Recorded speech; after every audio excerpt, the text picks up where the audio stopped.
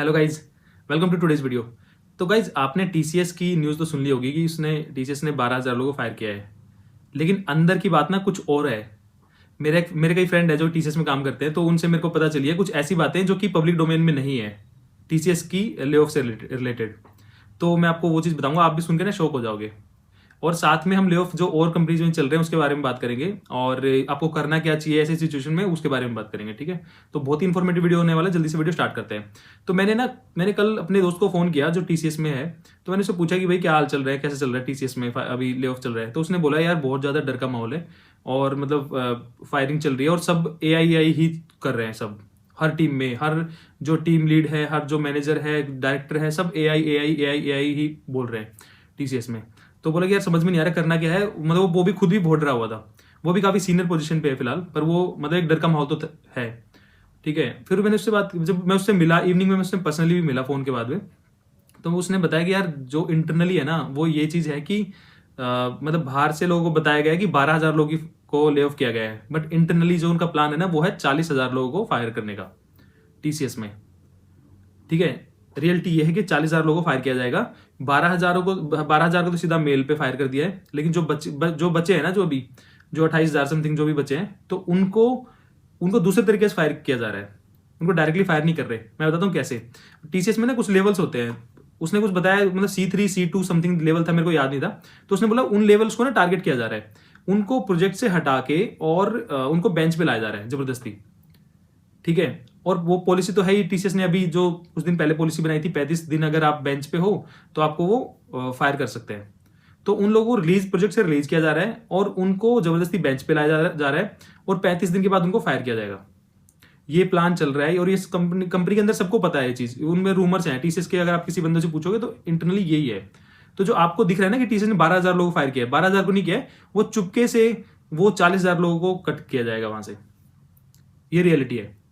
उसमें भी वो जो C2 C3 जो भी लेवल है ना, वो सीनियर लोगों को पकड़ के उनको हटाया जा रहा है, क्योंकि उन्हीं की सैलरी से ज्यादा इम्पैक्ट पड़ेगा ना।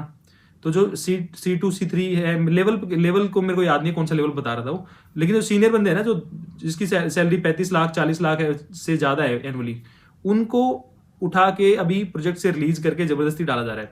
मतलब अगर एक प्रोजेक्ट में कोई अगर सीनियर बंदे हैं, मान लो कोई टेक लीड है या फिर कोई मैनेजर है, मतलब 4 लोग काम कर रहे हैं, तो उसमें से एक को रखा जाएगा, 3 को हटा दिया जाएगा, और 3 को बेंच पे लेके आएंगे फिर, और एक से उन 3 का भी काम करवाया जाएगा, और जो 3 है उनको बेंच पे रखा जाएगा कुछ दिन तक, और फिर उनको बोल दिया जाएगा कि भाई आप जा सकते हो, 35 दिन से ज्यादा आपको प्रोजेक्ट नहीं मिला है।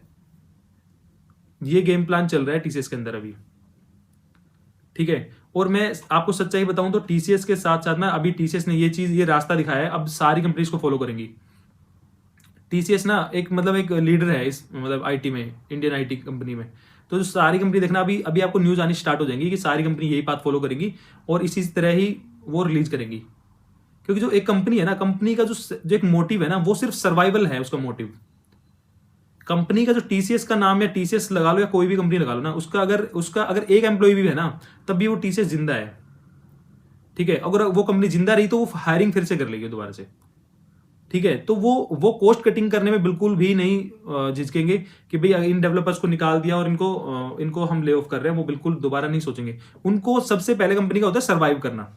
जो सीईओ है, कंपनी का मालिक है, उसकी तो वो तो करोड़ों में रुपए कमा रहा है। आई थिंक उसकी सैलरी 26 करोड़ रुपए है टीसीएस के सीईओ की। 26 करोड़ रुपए एनुअली सैलरी है उसकी। 19-20 शायद हो सकती है, कुछ मतलब थोड़ा ऊपर नीचे हो सकती है शायद, जहां तक मेरे को याद है 26 करोड़ वो एनुअली लेता है। तो वो तब तक फायर करता रहेगा जब तक वो अकेला बचेगा, तब तक भी फायर कर सकता है सबको। समझे बात को। अब जो अगर मैं 12,000 के लोगों की बात करूं ना, 12,000 में अगर जो इन्होंने बंदे निकाले हैं 12,000, जो मैं ऑफिशियली की बात कर रहा हूँ, अभी 40,000 पे तो मैं जा ही नहीं रहा। 12,000 में अगर उन लोगों की सैलरी अगर मैं लगाऊं ना, एक 1.5 लाख रुपए थी, अगर सीनियर बंदे मान लो पर मंथ सिर्फ 1 लाख रुपए लगाता हूँ, जो कि ज्यादा होगी, तो भी वो 18 करोड़ रुपए बनती है पर मंथ की। ठीक है, जबकि 1.5 होगी, किसी की 2 लाख होगी। ठीक है, तो वो अराउंड 50 करोड़ रुपए उन्होंने पर मंथ सेव कर लिए इस तरह। और अगर 12,000 में वो 12,000 डेवलपर में अगर को फायर करके और वो 50 करोड़ रुपए अगर सेव कर पा रहे हैं, तो अगर वो 12-36 अगर वो 40,000 लोगों को फायर कर देंगे, तो 3 गुना मतलब 150 करोड़ रुपए, 150 करोड़ का रेवेन्यू तो उनका वैसे बच गया। 150 करोड़ का जो सैलरी दे रहे थे वो 40,000 लोगों को, 150 करोड़ दे रहे थे सैलरी, एवरेज बोल रहा हूँ बिल्कुल भाई, ये तो बल्कि मैं 1 लाख 1.5 लाख सैलरी बोल रहा हूँ, 2 लाख वाले भी होंगे, 2.5 लाख वाले भी होंगे बड़े बड़े पोजीशन पे, ठीक है। बट अब मैं कम भी लेके चलता हूँ तो कम से कम 150 करोड़ वो रेवेन्यू पर मंथ उन्होंने अपना बचा लिया है, ठीक है। तो यार जो कंपनी है ना वो किसी भी हद तक जाएगी कॉस्ट कटिंग के मामले में। अगर आगे भी सिचुएशन ये रही तो और फायरिंग होगी, उनको कोई दिक्कत नहीं है। वो तो एक मेल कर देंगे कि we will support you, thanks for your cooperation and thanks for everything whatever you done for our company, mail आएगी और खत्म काम, ठीक है। सेम चीज अब सारी कंपनी फॉलो करेंगी, क्योंकि सारी कंपनी ना बर्डन हो रखा है सब पे सैलरी देने का, और क्योंकि काम है नहीं, जो रिसेशन है वो बिल्कुल डीप रिसेशन चल रहा है, और जो किसी के पास काम नहीं आ रहा है, क्लाइंट्स नहीं है मार्केट में ज्यादा, तो सारी कंपनी धीरे धीरे करके यही फॉलो करेंगी टीसीएस वाला, क्योंकि टीसीएस ने एक वो कर दिया ना, आइस ब्रेक कर दिया। अब सबको पता है कि भाई अब तो जब टीसीएस ने कर दिया तो हम पे कोई कौन उंगली उठाएगा, फिर हम भी कर देते हैं, चलो हम क्यों रेवेन्यू को डाउन करेंगे। क्योंकि जो सीईओ है ना, सीईओ का काम होता है कंपनी के जो शेयर होल्डर्स है उनको खुश रखना, ठीक है। उसका काम है कंपनी की ग्रोथ को दिखाना। ग्रोथ कब दिखेगी? 2 तरीके से दिखते हैं ग्रोथ, या तो आपका रेवेन्यू बढ़े या आपका एक्सपेंडिचर कम हो, ठीक है। अब रेवेन्यू बढ़ नहीं रहा, मतलब नए प्रोजेक्ट्स नहीं आ रहे, कुछ नया काम नहीं आ रहा, तो वो एक्सपेंडिचर कम कर देंगे, मतलब वो सैलरी कट कर दो, मतलब लोगों को सैलरी मत, मतलब एम्प्लॉय स्ट्रेंथ ही कम कट कर दो। जो सीईओ है ना, सीईओ को क्या करना है, कंपनी का जो शेयर है अगर वो डाउन जा रहा है तो जो बोर्ड ऑफ मेंबर्स है ना वो सीईओ से पूछेंगे भाई डाउन क्यों जा रहा है, तो तू सीईओ भी तू अच्छा परफॉर्म नहीं कर रहा तो तू सीईओ से हट, मतलब सीईओ की पोजीशन से हट जा। तो सीईओ का काम होता है सिर्फ अपनी कंपनी के शेयर को मेंटेन रखना, ऊपर लेके जाना, ठीक है। अब आप देखोगे जैसे कट होगा टीसीएस का शेयर बढ़ जाएगा, ठीक है।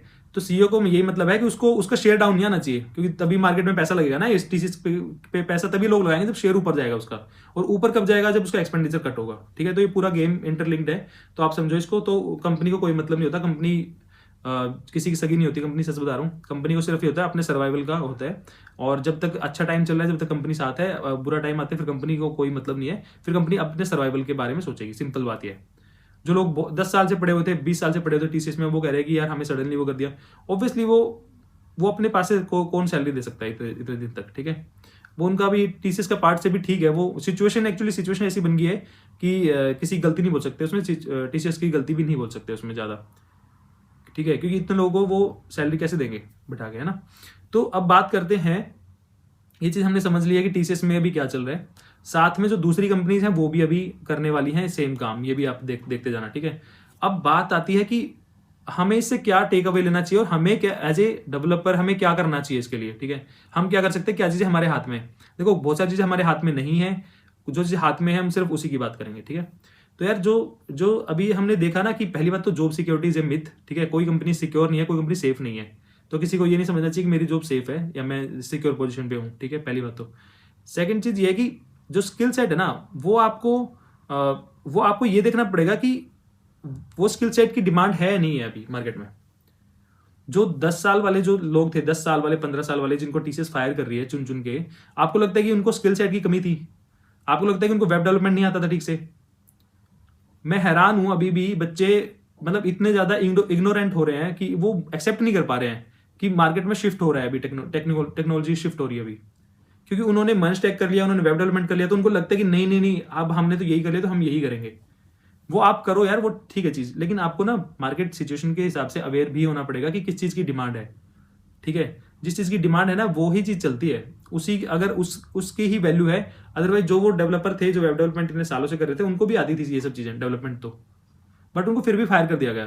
तो अब हमें करना क्या है, तो मैं बता दूं आपको करना क्या है, ठीक है। मैं बहुत दिन से कह रहा हूं यार, आप लोग ना AIML आपको घुसना पड़ेगा, AIML के अंदर जरूर से, ठीक है।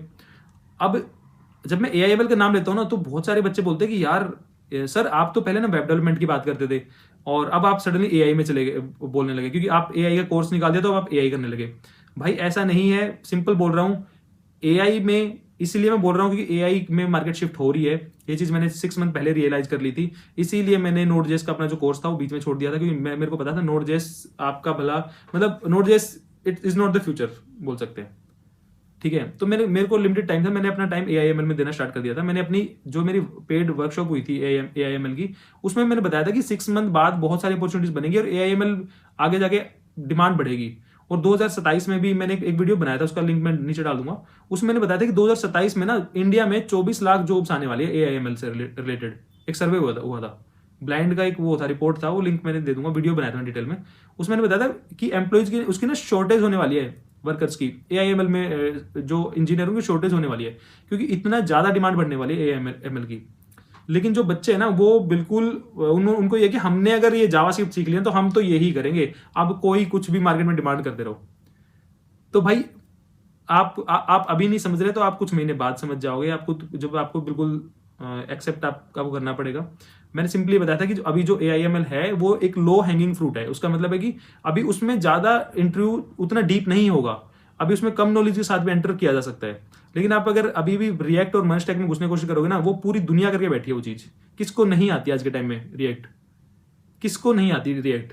सबको आती है रिएक्ट, ठीक है। तो अगर आप वही चीज आप लेके जाओगे कंपनी के पास तो आपको क्यों लेगी? आपसे पहले 1800 लोग और खड़े हैं रिएक्ट लेके पहले से ही, आप इसे नया क्या ऑफर कर रहे हो? तो यार सिंपल सी बात है, अपनी प्रोफाइल में AIML ऐड करना स्टार्ट करो। अब AIML आपको करना कैसे है, मैंने जो अभी कोर्स लॉन्च किया था मैंने कभी, उस कोर्स में मैंने क्लियरली बताया था कि यार अभी ये जो कोर्स है ना वो स्टेप्स में आएगा, मतलब वो पार्ट्स में आएगा AIML का, क्योंकि AIML बहुत बड़ा पूरा एक टेक्नोलॉजी है, तो उसको हम पार्ट्स में ही कर सकते हैं। तो उसके ना 2-3 कोर्स आएंगे, मतलब 2 कोर्स और आएंगे AIML के। तो अगर आपको समझ में नहीं आ रहा है कि करना क्या है, तो आप मेरा जो वो वाला कोर्स आप बाय कर सकते हो। उस कोर्स में कल जो है वो उसकी प्राइस बढ़ जाएगा, फीस बढ़ जाएगी, तो आप जाके आज ही उसको बाय कर लो। उसके बाद दूसरा कोर्स आएगा, जेने आएगा कोर्स आएगा एक, और वो फिर वो वाला करेंगे हम, क्योंकि इसकी चीजें आधी चीजें वहां भी यूज होने वाली है। डेटा प्री प्रोसेसिंग है, और जो पाइथन भी है, या फिर जो कुछ पांडाज के फंक्शंस है, वो सब फंक्शन ना उधर भी यूज होंगे। तो आपको समझ में नहीं आ रहा है कैसे करना है, तो जो रोड मैप मैं आपको दे रहा हूं, आप उसको फॉलो करो, उस पर ट्रस्ट करो। अब 1 बाय 1 आप 3 AIML कोर्स करोगे, आपको पूरी आ जाएगी बहुत अच्छे से। आपको इधर उधर धक्के खाने की जरूरत नहीं पड़ेगी, कंफ्यूज नहीं होना पड़ेगा, सिंपल बात यह है। अगर लग रहा है कि मेरे को और कहीं से सीखना चाहिए, तो प्लीज आप कहीं से भी सीख लो, कोई दिक्कत नहीं है, लेकिन भाई जरूर सीखना स्टार्ट करो। मैं बार बार बोल रहा हूं, अब ये मत करना कोई आके फिर से बोलेगा कि यार ये आप पहले तो बोलते थे कि AIML, मतलब पहले तो आप बोलते थे वेब डेवलपमेंट करो। भाई पहले क्योंकि वो मार्केट में वो चीज दिख रही थी, अब AIML साफ दिख रहा है मेरे को, 6 मंथ से दिख रहा था ये चीज, बट मैं बोल नहीं रहा था, क्योंकि उस टाइम पे इतना एविडेंट नहीं था कि लोग बोलते कि यार ये पता नहीं क्यों उधर की चीज बोल रहा है। हालांकि मैंने अपने वेबिनार में बता दिया था क्लियर कट ये चीज कि 6 मंथ बाद AIML का एकदम से बूम आएगा सडनली, और फिर आप ना सीख नहीं पाओगे वो चीजें एकदम से, क्योंकि AIML सीखना ना इतना इजी नहीं है कि रिएक्ट की तरह आप एक महीने में सीख जाओगे, उसमें टाइम लगेगा। अगर आप आज से टाइम इन्वेस्ट करना स्टार्ट नहीं करोगे, तो आप 6 मंथ बाद बोलोगे कि अब मैं सीखना स्टार्ट करता हूं, तब वहां भी भीड़ मच जाएगी। तो इट्स बेटर कि आप अभी अपना AIML की जर्नी स्टार्ट करो। आप जो भी कर रहे हो, कुछ भी कर रहे हो, वेब डेवलपमेंट कर रहे हो, कुछ भी कर रहे हो, स्टूडेंट हो आप, कुछ भी हो, एक साइड में आप AIML की लर्निंग अपनी जरूर स्टार्ट करो। वीकेंड पे पढ़ना स्टार्ट करो, अपने रात में आके पढ़ना स्टार्ट करो। भाई जरूर अपने करियर में, अपने CV के अंदर AIML जरूर डालना पड़ेगा आपको। स्टेप बाय स्टेप मैं सारा करवा दूंगा ये ML आपको। तो अगर आपको अच्छा लग रहा है, अगर मेरे से पढ़ना है, तो कोर्स का जो डिस्क्रिप्शन में मैं सारा डिटेल डाल दूंगा, वहां से लिंक जाके बाय कर सकते हो। आज बाय कर लेना, क्योंकि फिर कल मैं प्राइस बढ़ा दूंगा, क्योंकि 1 अगस्त से मैंने बोला था मैं प्राइस बढ़ा दूंगा, तो फिर बाद में मत कहना कि प्राइस बढ़ा दिया।